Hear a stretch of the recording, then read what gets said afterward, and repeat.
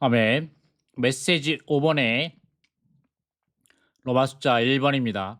로마서 8장은 성경 전체의 초점과 우주의 중심으로 여겨질 수 있다. 따라서 우리가 로마서 8장을 체험하고 있다면 우리는 우주의 중심에 있는 것이다. 자, 이 로마서 1번의 관련 말씀 구절은 없지만 다른 개요에는 스가랴서 12장 1절 말씀이 관련 말씀 구조로 나와 있습니다. 이스라엘에 관한 여호와의 부담의 말씀이다. 여호와 곧 하늘들을 펴시고 땅에 기초를 놓으시며 사람 안에 영을 지으시는 분께서 이렇게 선포하신다. 각주입니다. 하나님은 창조를 통해 결정적이고도 공히 중요한 세 가지 항목, 곧 하늘들과 땅과 사람의 영을 창조하셨다. 하늘들은 땅을 위해 있고 땅은 사람을 위해 있으며 사람은 하나님을 접촉하고 하나님을 받아들이고 하나님께 경배하고 하나님을 살고 하나님을 위해 하나님의 목적을 성취하고 하나님과 하나 될 수 있도록 하나님에 의해 영을 가진 존재로 창조되었다. 하나님께서 그분의 경륜 안에서 계획하신 것은 그리스도를 이 땅에서 그분의 움직임의 중심과 전부로 삼으시는 것이었다. 하나님께서 선택하신 사람들, 곧 하나님을 창조주와 구속자로 사랑할 사람들을 위하여 하나님은 그들에게 일종의 받아들이는 기관을 창조하실 필요가 있었다. 이것은 그들이 하나님께서 계획하신 그리스도의 온 존재를 받아들일 역량을 갖게 하시려는 것이었다. 따라서 스가랴서는 우리 사람의 영에 온전히 주의를 집중하라고 명령한다. 그럴 때 우리는 이 책에 게시된 그리스도를 받아들이고 그분에 관하여 이 책에 게시된 모든 것을 이해할 수 있다라고 말씀하십니다. 아멘. 하늘들을 펼치시고 하늘은 땅을 위하고 땅은 사람을 위하고 사람은 사람 안에 있는 영이 우주의 중심입니다. 아멘. 자, 제임스 리영재님의 말씀입니다. 여러분도 아시다시피 이 초점이 무엇입니까? 이 초점은 바로 모든 이 햇빛이 함께 모이죠. 한 지점에 모입니다. 로마서 8장이 바로 그러한 성경 전체의 초점입니다. 로마서 8장은 또한 우주의 중심입니다. 우주가 너무나 광대하죠. 어떻게 이 우주를 이해할 수 있습니까? 그런데 여러분이 로마서 8장에 온다면 여러분은 이 붙드는 중심, 이 광대한 우주에 붙드는 중심에 올 수 있습니다. 그리하여 우리가 로마서 8장을 체험하고 있다면 우리는 우주의 중심에 있는 것입니다. 여러분 오늘 아침에 어디에 있습니까? 이렇게 말하지 마십시오.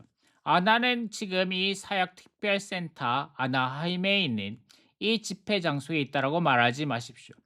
우리는 우주의 중심에 있습니다. 여기서 여러분에게 초점이 있습니다. 성경 전체에 초점이 있죠. 모든 빛이 광선이 이 중심에 집중하고 중점에 집중하고 있습니다. 이것이 무엇입니까? 바로 내주하시는 그리스도입니다. 자, 모든 것을 포함하신 내주하시는 영이라는 책 일부분을 함께 읽어보도록 하겠습니다. 제2장입니다. 믿는 이들을 하나님의 맏아들의 형상과 같은 형상을 이루게 하시기 위해 그들에게 생명을 공급하시는 모든 것을 포함하신 영입니다. 로마서 8장은 성경의 초점임.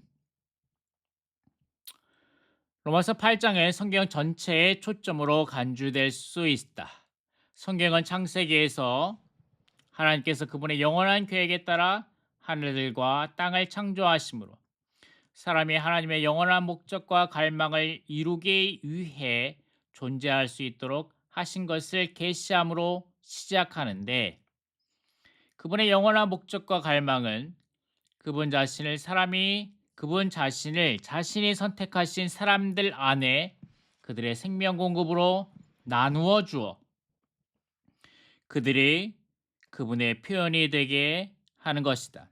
이 기묘한 목적에 따라 하나님과 사람은 함께 이끌려 하나님을 내용으로 하고 하나님의 선민을 단체적인 나타남으로 하는 한 표현이 될 것이다. 성경은 이러한 단체적인 표현을 지닌 요한계시록으로 결론을 내린다. 요한계시록 21장부터 22장까지는 새 예루살렘을 구약과 신약 모두에서 하나님께서 구속하신 사람들로 이루어진 구성체로 묘사한다. 이러한 구성체는 삼일 하나님을 내용으로 하고 하나님께서 선택하신 사람들을 표현으로 하여 건축된다. 그러므로 새 예루살렘은 하나님의 영원한 목적을 이룬다. 성경의 이 두 끝 사이에 신성한 계시를 완성하는 바울의 서신들이 있다. 바울의 글들은 성경의 심장부이고 로마서 8장은 하나님의 계시 전체의 초점이다. 모든 것을 포함하신 영께서 우리의 영과 생각과 몸의 생명이십니다.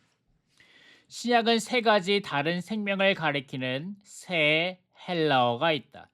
생물학이라는 단어의 어근인 비오스는 물질적인 생명을 가리킨다.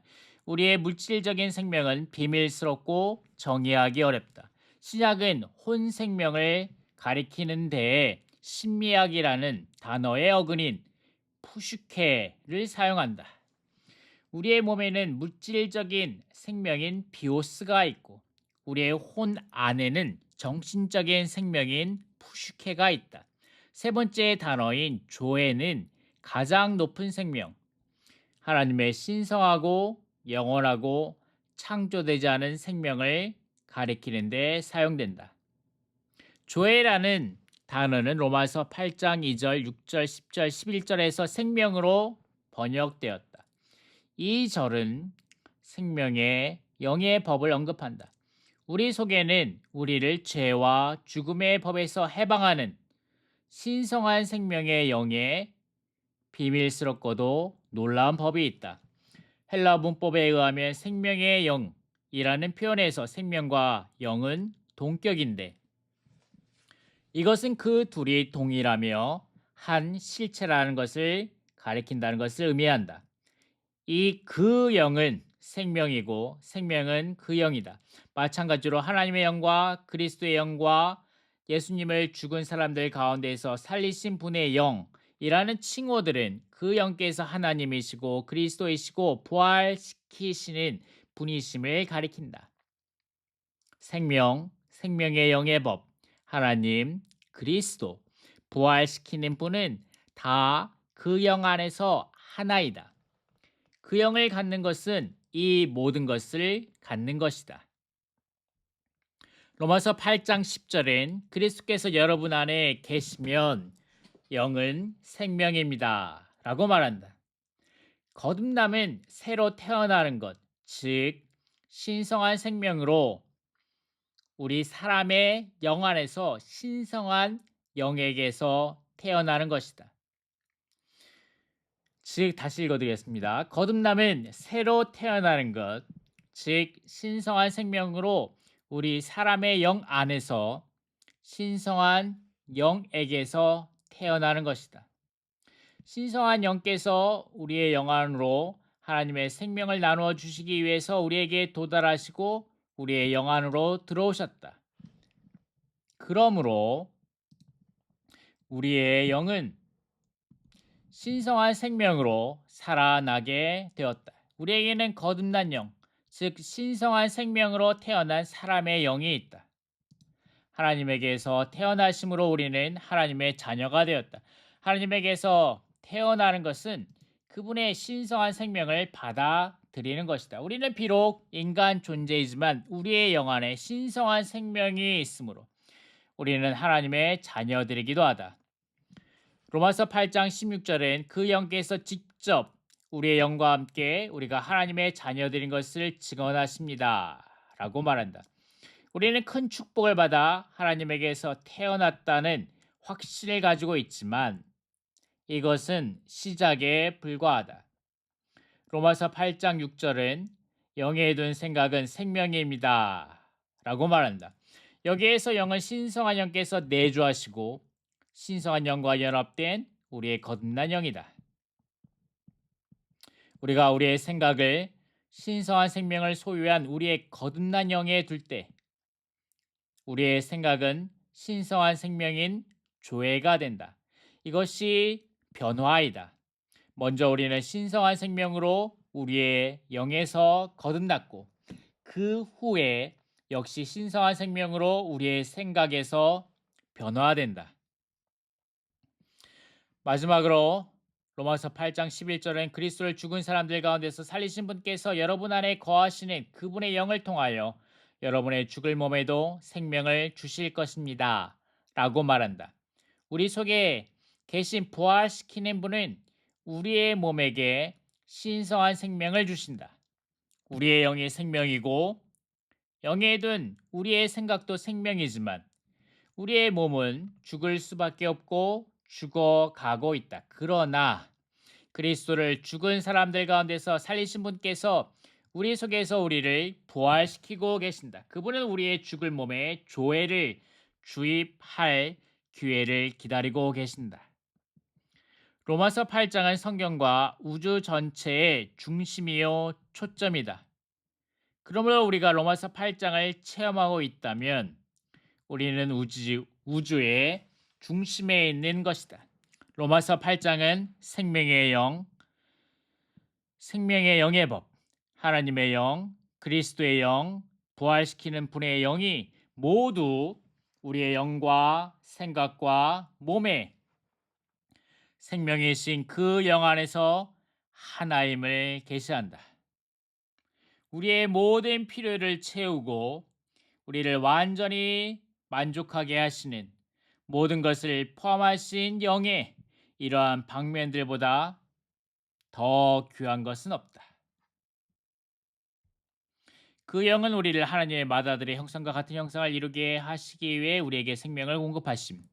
모든 것을 포함하신 영께서 우리의 영과 생각과 몸에게 생명이 되신 목적은 로마서 8장 29절에 게시되어 있는데 이 구절은 하나님께서 미리 아신 사람들을 그분의 아들과 같은 형상을 이루게 하시려고 또한 미리 정하셨습니다. 그것은 그분의 아들들을 많은 형제들 가운데서 맏아들이 되게 하시려는 것입니다. 라고 말한다. 창세 전에 하나님은 우리 각 사람을 아셨고 우리의 결함과 결점과 죄악됨에도 불구하고 우리를 사랑하셨다. 하나님은 이유 없이 우리를 사랑하신다. 참 사랑에는 이유가 없다. 만약 사랑에 이유가 있다면 그것은 정치적인 것이다. 하나님이 우리를 미리 아셨고 또한 그분은 우리를 사랑하셨기 때문에 우리가 그분의 맏아들의 형상과 같은 형상을 이루도록 미리 정하셨다. 미리 정하신 것은 미리 표시하는 것이다. 우리의 운명은 하나님의 맏아들과 같은 형상을 이루는 것이다. 이렇게 같은 형상을 이루는 것이 우리 속에서 신성한 생명이 일하는 목표이다. 하나님은 우리가 거듭날 때 우리의 영을 생명으로 만드셨고 지금은 우리의 생각을 영으로 만들고 계시며 타락한 죄인들인 우리를 하나님의 맏아들이신 그리스도의 형상과 같은 형상이 되게 하는 그분의 목적을 위해서 우리의 몸 안에까지 생명을 넣는 일을 하고 계신다. 로마서 8장의 중점인 것은 이 장이 로마서 8장의 중심인 것은 이 장이 하나님의 목표와 우리의 운명 그리스도가 우리가 그리스도의 형상과 같은 형상을 이루는 것에 관한 것이기 때문이다. 하나님께서 이 목표를 이루고 계시고 따라서 우리는 이 운명에 도달할 것이다. 오늘날 우리는 더 이상 흠이나 죄가 없을 것이다.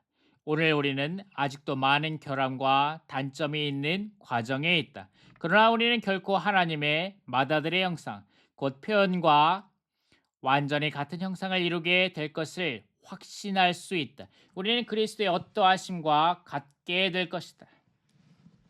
우리가 그분과 완전히 같은 형상을 이루게 될 때 우리는 온전히 그리스도를 표현할 것이다. 우리의 죄 많은 본성과 모든 결함은 우리가 영광에서 영광으로 그분과 같은 형상으로 변화되면서 삼켜질 것이다.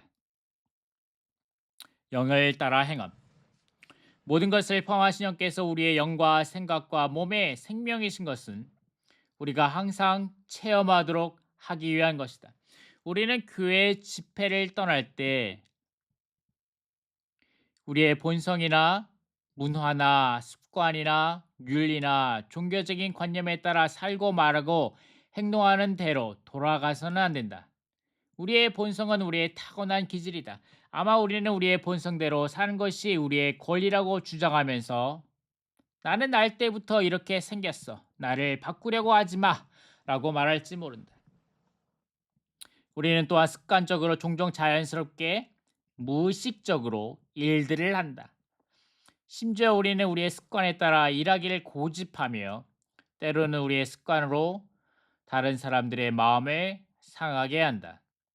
우리는 자신의 종교적인 관념에 따라 어떤 태도를 가지고 처신하기를 좋아하고 어떤 종류의 교회 집회를 선호할지도 모른다. 이것은 종교적으로 되는 것이다.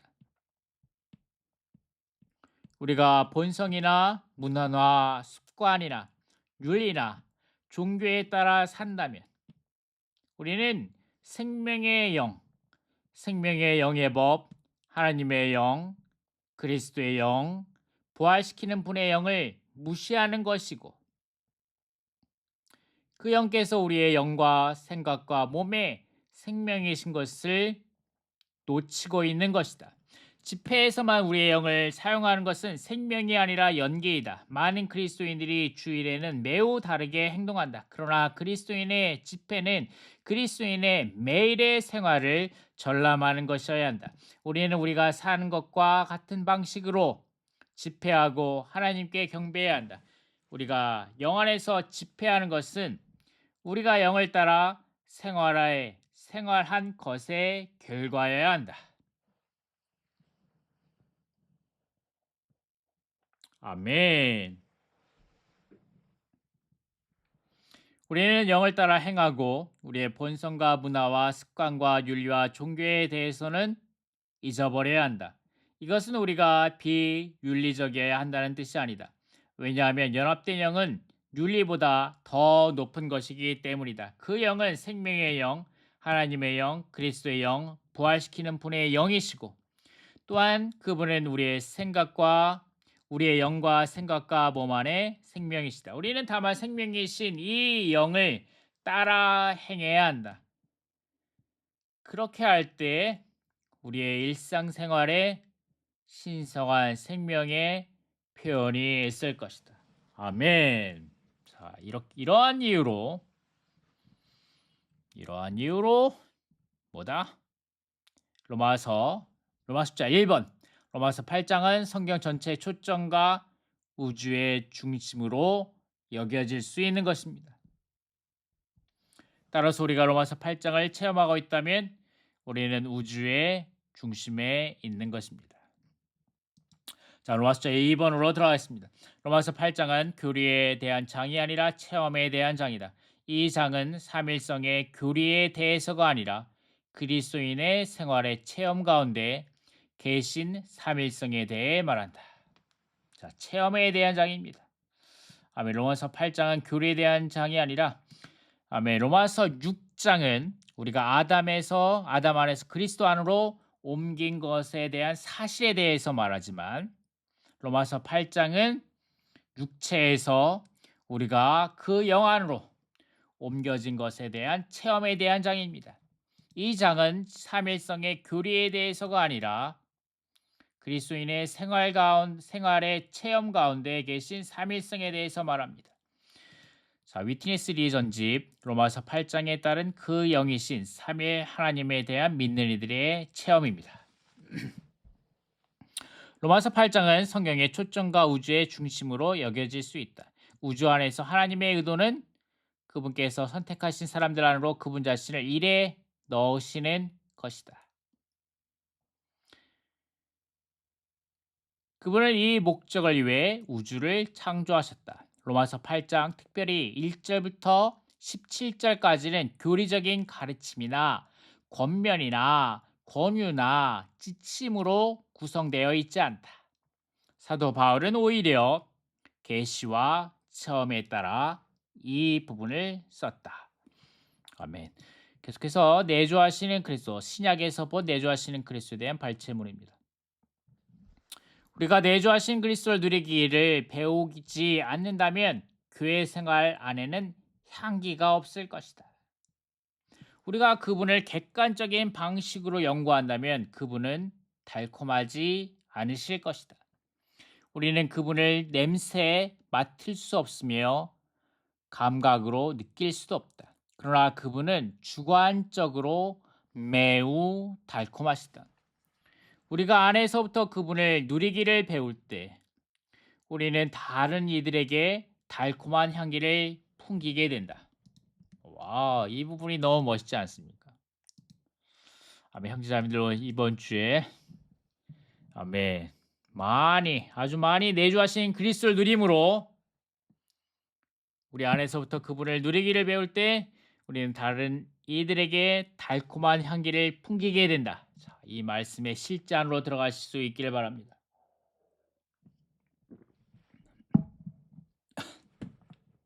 이 달콤한 냄새는 바로 예수님 자신의 달콤한 본성과 묘소에 속한 어떤 것이다.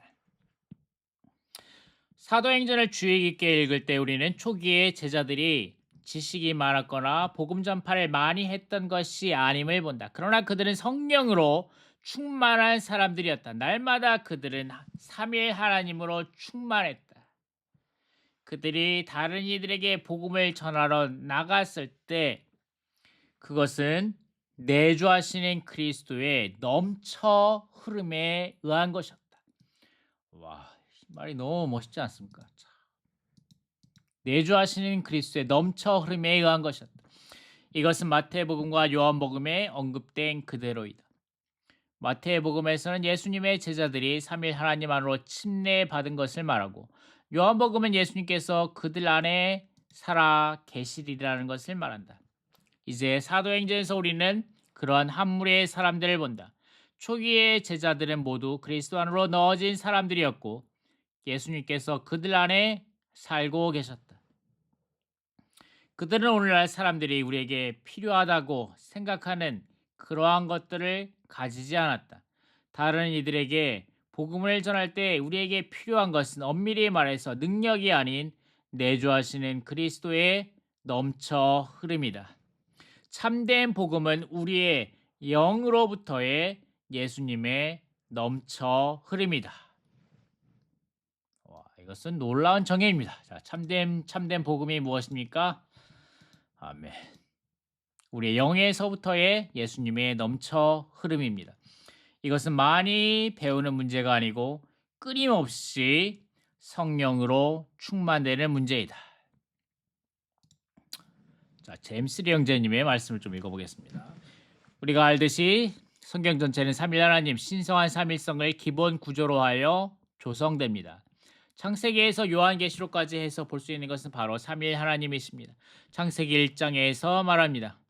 태초에 하나님께서 라고 말하셨는데 여기서 하나님은 복수형입니다.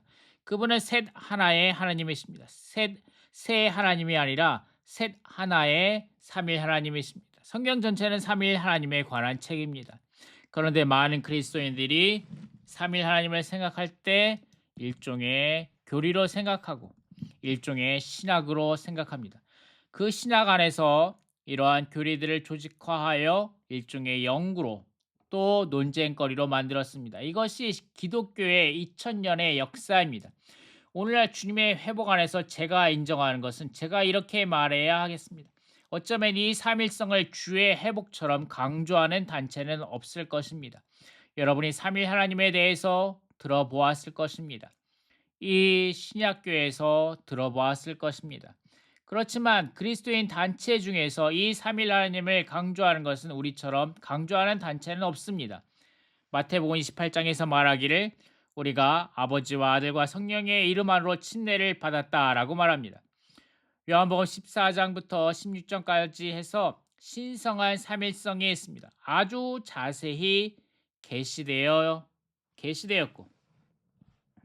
고린도후서 13장 14절에서도 아들의 은혜와 아버지의 사랑과 성령의 교통을 말합니다.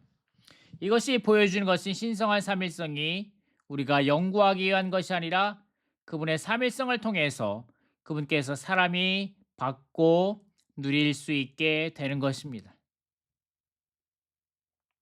로마서 8장에서 9절부터 11절까지를 볼 것입니다. 자, 이것이 이번 주의 메시지의 중심되는 부분이라고 했죠. 삼위 하나님께서 과정을 거치시고 완결되시어 그 영이 되셨는데 이것은 사람이 받아들이고 누리기 위한 것입니다. 이것은 교리에 대한 장이 아닙니다. 이것은 전적으로 체험에 대한 장이고 그리하여 우리가 신성한 삼위성 안에 들어갈 수 있게 하는 것입니다. 아멘. 로마서 3번 로마서 8장은 생명의 영의 법이신 과정을 거치신 삼위 하나님께서 믿는 이들의 생활을 위해 믿는 이들에게 신성한 생명을 주신다는 것을 계시한다. 삼위 하나님은 과정을 거치신 분이십니다. 그분은 과정을 거치시고 완결되셨습니다. 제가 여러분에게 시작할 때 말씀드렸죠. 하나님께서 비록 사람이 타락했지만 지식의 사람이 되었지만 사람이 빗나갔지만 그러나 하나님은 오셔서 사람이 되셨고 바로 그 하나님의 생명의 생활을 33년 반 동안 사셨습니다. 하나님께서 과정을 통과하셨습니다. 그분께서 여기서 그분의 하늘의 높은 보좌 위에 앉아서 사람이 그분을 경배하기를 앉아서 기다리시는 것이 아닙니다. 그렇지 않습니다. 하나님께서 그 하늘들에서 나오셨습니다. 영원에서 나오셔서 시간 안으로 들어오셨고 사람으로서 이 땅에서 사셨습니다. 사람들 가운데서 33년 반 동안 사셨습니다. 그분께서 살아내신 것은 바로 죄 없는 생활을 사셨는데 다만 죄가 없을 뿐만 아니라 그분의 생활은 한마디로 표현하자면 의를 살아낸 생활이었습니다. 그분은 바로 의 자체이십니다. 물론 이번 메시지에서 우리가 의에 대해서 많이 말했습니다. 의는 아주 심오한 것입니다. 그저 어떤 절차만이 아닙니다. 의는 다만 하나님의 아들 예수 그리스도 자신이십니다. 그분께서 바로 그의 의이십니다. 그분께서 의의 생활을 살아내셨습니다. 바로 이 의가 우리를 생명으로 이끕니다. 그분의 십자가에 못 박히셨고 죽고 부활하셔서 생명 주시는 영이 되셨습니다. 로마서 8장에서 2절을 보면 바울이 이렇게 말합니다. 생명의 영의 법이 그리스도 예수님 안에서 나를 해방하였다라고 말합니다. 시작할 때는 바울은 이 용어를 먼저 말하죠. 생명의 영의 법이라는 말을 말합니다. 생명의 영이죠. 신약에서는 오직 한 차례만 나옵니다. 신성한 삼일성 삼일 하나님께서 과정을 거쳐서 결국에는 영으로서 완결되셨는데 이 영을 바로 생명의 영이라고 부릅니다. 이 영이 전적으로 생명으로 귀결되는 것입니다. 생명의 영이라는 뜻은 바로 영이 생명이라는 뜻입니다. 바울은 또한 우리에게 무엇을 보여줍니까? 바로 이 생명의 영의 법이 되었다는 것입니다. 마치 원칙과 같습니다. 이 중력의 법칙과 같습니다. 생명의 영은 법이 되었는데 영역이 된 것입니다. 어떤 일이 벌어질 때 그것은 자동적입니다. 자연스럽습니다. 이 법의 그 원칙에 따라 그렇습니다. 이것은 자연스럽죠. 자동적입니다. 여러분이 사과를 공중에 던지면 기도할 필요가 없죠. 이 사과가 땅에 떨어지도록 기도할 필요가 없습니다. 이것을 위해 기도할 필요가 없죠. 여기에는 바로 만류 인력의 법칙이 있습니다. 여러분이 사과를 위로 던지면 떨어지게 됩니다. 이와 똑같이 생명의 영은 하나의 법입니다. 이 영역 안에서 이 법에 따르면 신성한 생명이 우리 안으로 분배되는 것입니다. 로마서 8장에서 바로 이 시작 부분에서 바울이 무엇을 제시합니까? 바로 이 생명의 영의 법을 제시합니다. 바울은 이것을 우리에게 보여주기 원합니다. 하나님의 목적은 바로 그분의 신성한 생명을 그분의 믿는 이들 안으로 분배하시는 것입니다. 하나님의 목적은 사람 안에 들어오시는 것입니다. 생명의 영으로서 들어오셔서 법이 되시는 것입니다. 이것이 사람 안에서 운행하는 것입니다. 그럴 때 자연스럽게 그분께서 그분의 생명을 사람 안에 옮기시고 분배하실 수 있는 것입니다. 그들의 생활을 위해서입니다. 생명의 영은 다만 우리의 생활을 위한 것입니다. 날마다 우리가 대면하는 것은 여러 가지 환경들이죠. 여러 가지 일들입니다.